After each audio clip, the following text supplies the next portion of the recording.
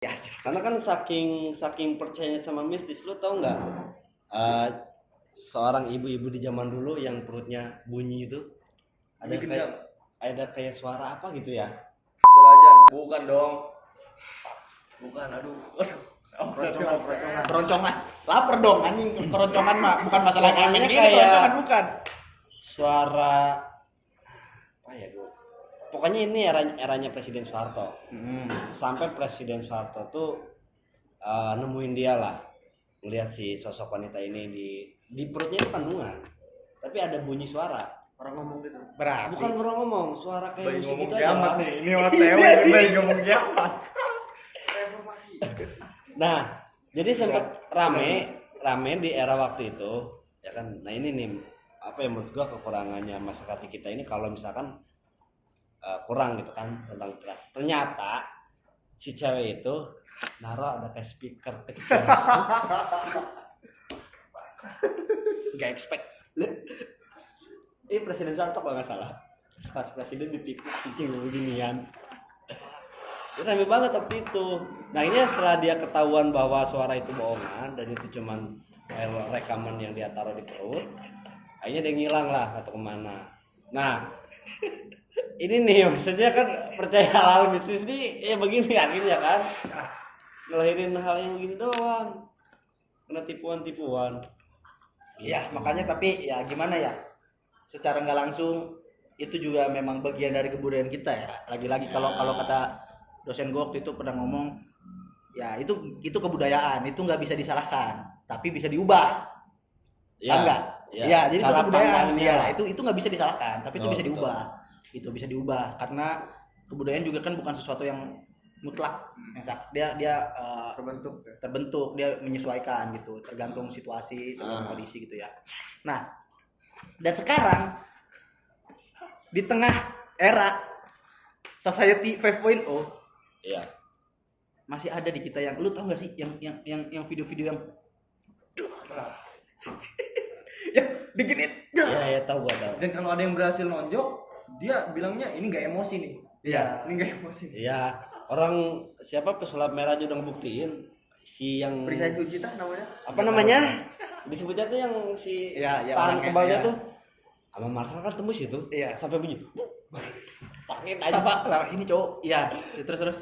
Ya akhirnya kan itu udah kebukti bahwa ya settingan aja. Enggak, masalahnya adalah Sebenarnya, banyak kalau masyarakat lihat. kita itu yang Percaya. masih loh gitu. Ya, Di era masih kita kekeh. udah bisa video Masih callan kekeh. gitu. Aha.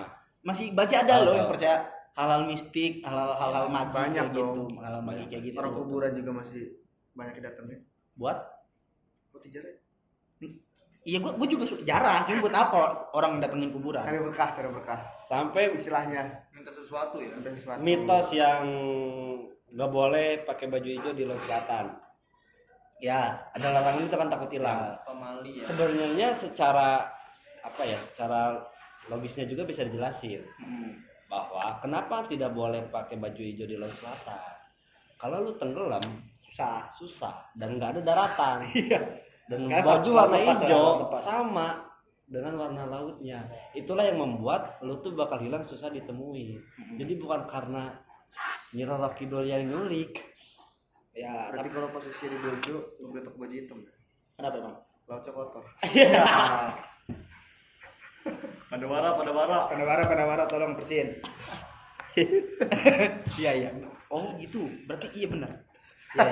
Gue baru lagi aja. Di baju. Lautnya kotor nih. Iya, jadi kita kenapa ya nggak pernah bisa, bukan pernah bisa ya, nggak membuat eksperimen gitu ya, kayak bonek, gojek, grab semua ke Pantai Selatan pakai atribut. Iya, gua kebayang ya. Tiba-tiba Grab apa namanya ulang tahun Pantai Selatan.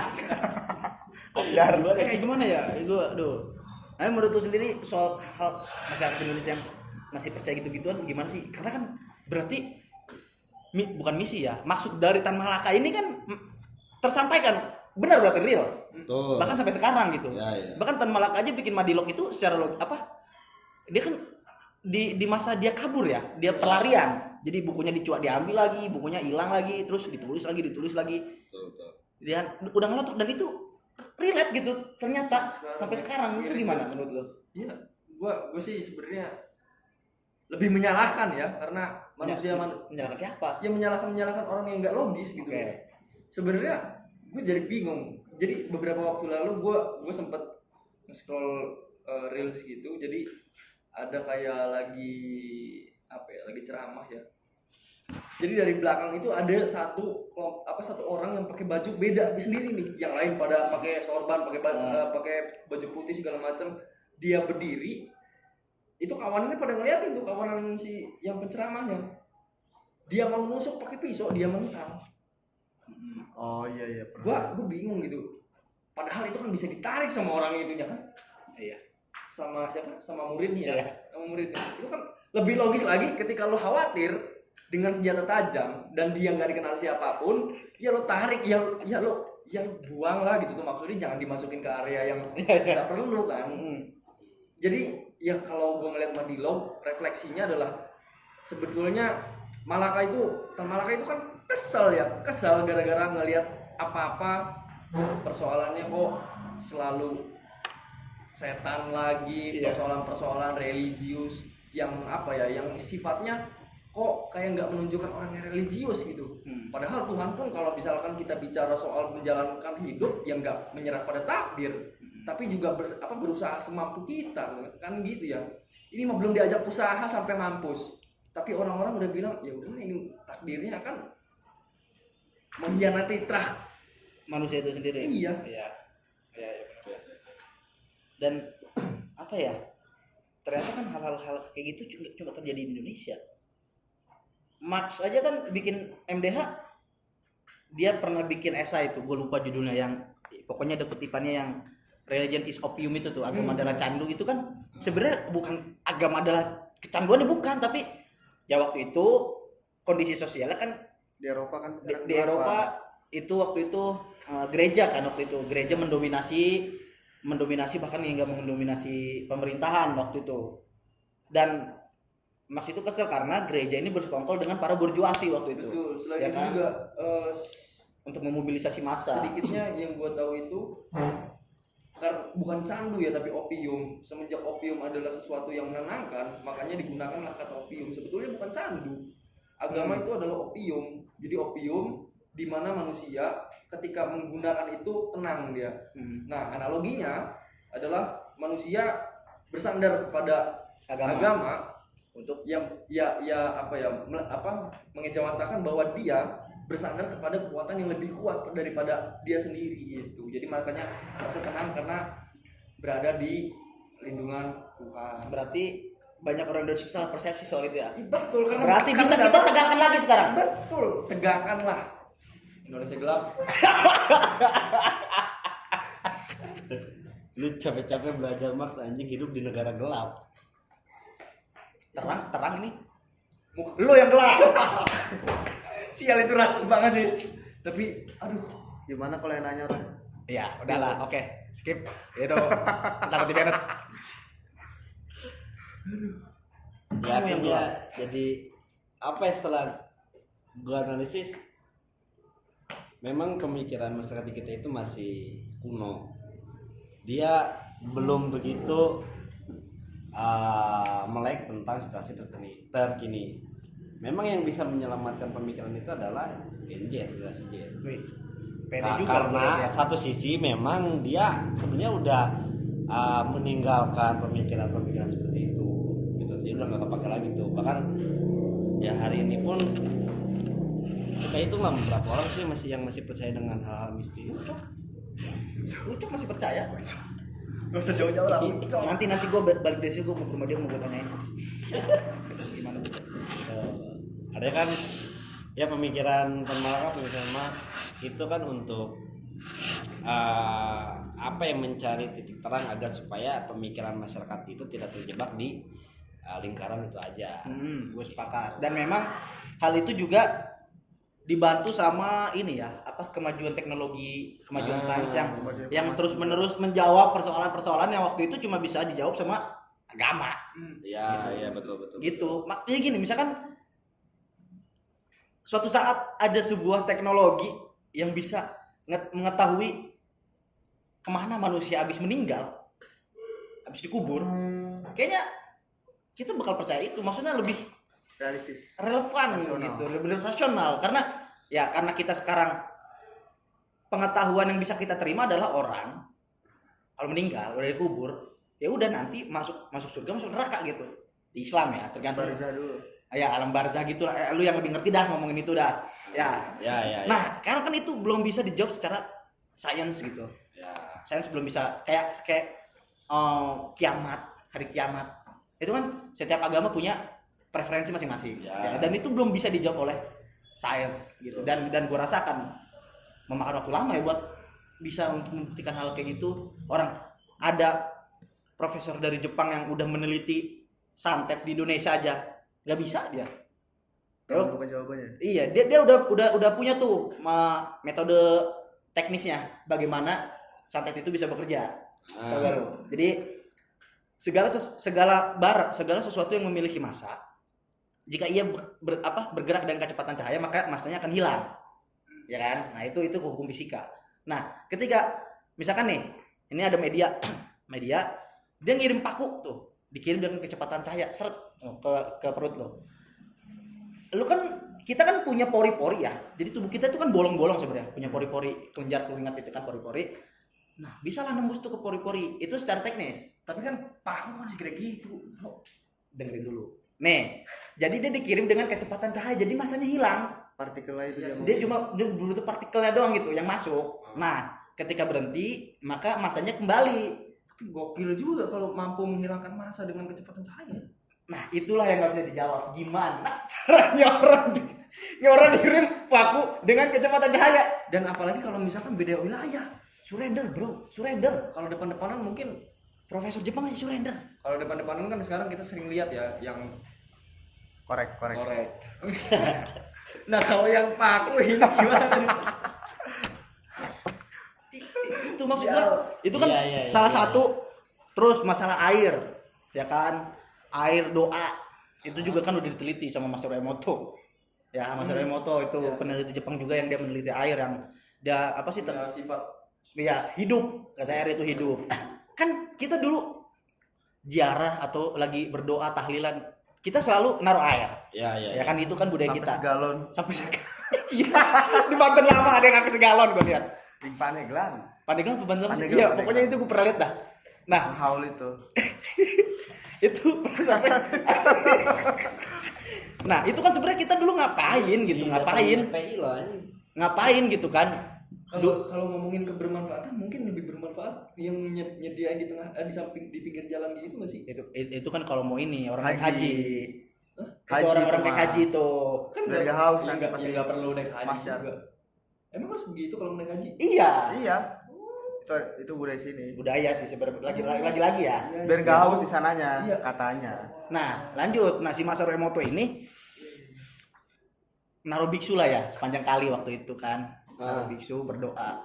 Dan kadar radiasi nuklir apa sih waktu itu? Pokoknya kadar radiasi air di sungai itu menurun Berkurang. signifikan lah. Berkurang gitu, berkurang secara signifikan. Nah, maksudnya terus dia juga meneliti soal air yang kata partikelnya bisa pecah, bisa Ya, berubah gitu. Berubah jadi bunga salju Nah, gitu. itu kan maksudnya adalah salah satu contoh kemajuan sains gitu. Ya, Yang bisa menjawab, sekarang udah mampu menjawab. Iya, sekarang bisa mampu menjawab gitu maksudnya. Sekarang bisa mampu menjawab ya. Ya karena air ketika didoain dia jadi bagus ya, ketika diminum ya bagus ke kita karena manusia 80% tubuhnya adalah air gitu. Makanya nah, kita tunggu lagi nih ke depannya ada apa lagi gitu, misalnya hal-hal yang dia bisa ngejawab pertanyaan-pertanyaan magi-magi kayak gitu, magis lah kita jawab magis gitu. Karena kan masyarakat kita kan masyarakat religius ya, apalagi mayoritas Islam.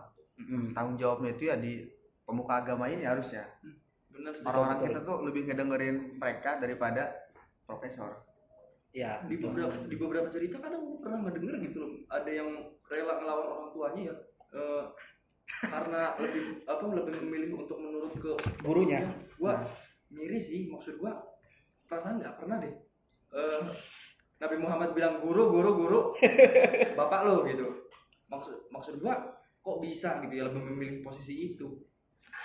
Nah harusnya mereka tuh muka agama yang bisa Iya, ngurusin. karena mereka kan Dia punya akses lah influence gitu. ya, menginfluence Punya akses ke masyarakat langsung. Iya, iya. Sepakat. Karena mereka yang bisa menginfluence.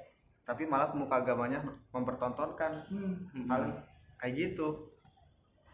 Karena oke. Lagi rame Gus sekarang. Lagi rame Gus. Itu Gus. Openingnya trompet. Gus lah.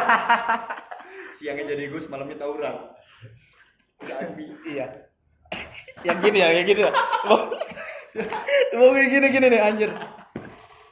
Iya cuma satu Gus di Indonesia yang nggak sombong. Guslan. Udah, cuma Guslan teman gue, dia nggak sombong. Orangnya humble banget. Guslan, udah itu doang. Mikir noleng lah apa. Makanya memang ya inilah kita membuat platform-platform seperti ini ya. Juga untuk sedikit membuat sadar ya, terutama anak-anak muda, karena kita juga membawa ini dengan kemasan tongkrongan lagi nih, belum ada kopinya, belum ada rokoknya aja nih. Nanti kita next season dong, next episode kita nanti sediain makanan minuman gitu yang halal gitu. Ya lagi kita Emang kalau nggak halal nggak boleh? lah kan kita orang Islam Ki. Oh iya sih, tapi ya udahlah sekali mah. Ya oke. Ya nggak apa-apa ya, tapi gue mah nanti paling segelas aja gitu jam-jam. ya. Itulah kenapa kita bikin platform ini. Sebenarnya salah satu tujuannya adalah untuk yang pertama kayak gitu kan, bukan memberi pencerdasan, terlalu angkuh sih, memberi apa Ki istilahnya Ki ya, memberi insight ya, Cerahan. terus juga memberi kesadaran murni ya. Kalau kata Paulo Freire itu kesadaran total apa bukan, lupa lagi, kesadaran kritis ya. Jadi dia enggak terpaku dalam kesadaran magis ya kan. Generalisir sih. Terus yang kedua juga nanti kita kayak gini kita bahas sejarah juga. Tadi juga sempat kita bahas sejarah soal Madilog dan lain sebagainya. Juga kita sebenarnya gue pengen satu yang gue nggak tahu ini bakal laku apa enggak. Tapi gue rasa obrolan ini nggak bakal diomongin sama anak muda kalau lagi nongkrong. Tebak. Apaan? Tebak. Satu bahasan yang dulu itu diobrolin sama pemuda-pemuda 45 lah. Tapi sekarang enggak, itu obrolan itu enggak mungkin ada di warkop orang negara. masih ngobrol negara. Sekarang enggak. Apa coba? Anak muda sekarang enggak mungkin di tongkrongannya ngomongin dasar negara. Lu nongkrong ngopi ngerokok ngomongin Pancasila. Menurut lu kenapa sih Pancasila tuh punya dua kata adil di sila kedua sama sila kelima? Nggak mungkin. Ya. nggak sih? Apa bedanya adil di sila kedua dan sila kelima? Tuh. Terus Lu nongkrong terus lu ngebahas kenapa sih di Pancasila itu persatuan Indonesia, padahal slogannya NKRI, Negara Kesatuan. Kenapa di Pancasila persatuan? Yes. Iya nggak sih? Nggak mungkin anak muda tongkrongan sekarang ngomongin itu. Betul. Kalau bahasa orang Sundanya mah keureuh ceuy aing. Gitu. Iya. Kalau kata orang Garut. Mungkin Bu Mega bisa jawab selaku ketua BPIP. Mungkin kita nanti bisa undang Bu Mega ke sini ya. Iya sih. Ya cita-cita aja dulu lah Ya, ya. Bu Mega juga pasti mensupport anak-anak muda yang ingin berpikir untuk negaranya. Betul. Gitu, secara ilmiah. Iya enggak sih? Iya. Ya memang Pancasila banyak yang harus. Iya enggak sih? Diperdebatkan lah. Direvisi. Karena memang Bukan. enggak gini. Enggak, maksudnya kalau direvisi berarti diganti ya. Sorry. Yang gua tahu adalah ideologi itu memang bisa diubah. Enggak, siapa yang bilang Pancasila ideologi? Gitu aja. Iya, Nah, sampai itu nanti sampai. kita bahas tuh ya. Iya. Oke. Tapi ini dikit dulu. Memang Pancasila bisa diubah. Oke. Karena atas dasar kesepakatan aja. Akan tetapi mana sih yang lebih baik selain Pancasila? Oh gitu. Ada. Masalahnya dia ngomong tadi direvisi. Kalau direvisi itu kan kalau nggak ditambahin, dikurangin, Ya. diganti. Bahkan Pancasila udah revisi berkali-kali kan. Iya. Sebelum akhirnya kesepakatan bersama. Nah. Dari apa? Dari Trisila lah, apalah banyak banget kan. Iya. Apa lu pengen menegakkan apa? Enggak. Oh enggak. belum ada. Oh, gitu ya. Ya itulah intinya ya.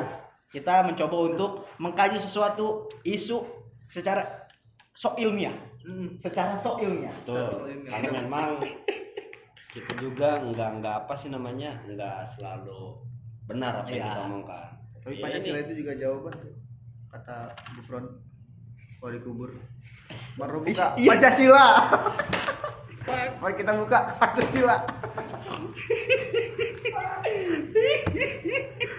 Iya anjing. Anjing gimana ya? Bangsat. Konyol kelewatan. Demi Tuhan saya ateis. Berarti itu dia waktu mudanya tuh dia ikut Sakma ya. Bukan, mungkin ya ikut pemuda Pancasila mungkin. Dia kan begitu cintanya dia sama Pancasila. Pancasila Islam. Pancasilais lah dia. Itu bentuk nyata daripada Pancasila abadi. Ya. Sampai di dalam kubur masih di bawah. Punya free pass. Mungkin karena Pancasila sila satunya ketuhanan. Jadi dia bisa motong jalan. Gitu kan. Ya itulah kita akan bahas isu secara so ilmiah. Oh. Dan dikemas dengan ya mode-mode nongkrong kayak gini, nongkrong kita enggak ya yang serius-serius banget lah kayak kajian-kajian. Ya ini forum informal lah ya, forum informal. Iya, gitu. Ini cuman apa ya namanya, membaca pikiran-pemikiran lama. Ya. Dan nanti juga kita bakal ada segmen masing-masing kan? Segmen masing-masing lu Betul. ya kita masing-masing bikin pembahasan kita masing-masing. Betul. Gitu. Nanti Ya tapi kita sering-sering lah beginilah. iyalah sering-sering lah kita beginilah. Aduh. Nanti insya Allah kalau gua udah pindah tempat nanti gua sediakan ruangan gua. Tapi lu harus ke Jakarta. Oh, di sponsor partai sih mana? Enggak. Oh enggak. Partai coklat. Loh, gua mau berani ngomong partai coklat. Emang partai coklat apa? Enggak ada yang tahu. Pramuka bisa, pramuka. PNS. PNS. Iya. Ayo, apa lagi? Satpol PP. PP mah ijo army. Aja nih. Polisi mah abu-abu. Nggak bisa dong. Yang paling relevan emang pramuka. Sama PNS. PNS mah enggak sih, kadang pakai baju korpri. Ayo. Pakai batik kadang. Enggak, pramuka doang itu parcok. Parcok. Pramuka ikut serta dalam pilkada dan juga pemilu kemarin ya. Pramuka, Bro. Kalau di semua ranting gini. Ya, nggak apa-apa lah. Ya enggak apa-apa, Ya, enggak kita apa-apa, mah. enggak apa-apa. Coba nanti. Bercanda. Sekarang Kuarcapnya juga Bagus, sekarang Bagus. percapnya terpilih. terpilih. Iya. Ya, mungkin gimana, Pres? Ya, jadi media yang kita akan bangun, akan buat itu spot radikal diskusi kan. Ya kurang lebih bahasanya itulah. Waduh, nggak bisa deh kayaknya radikal-radikal begini. Radikal tuh kan artinya mengakar ya.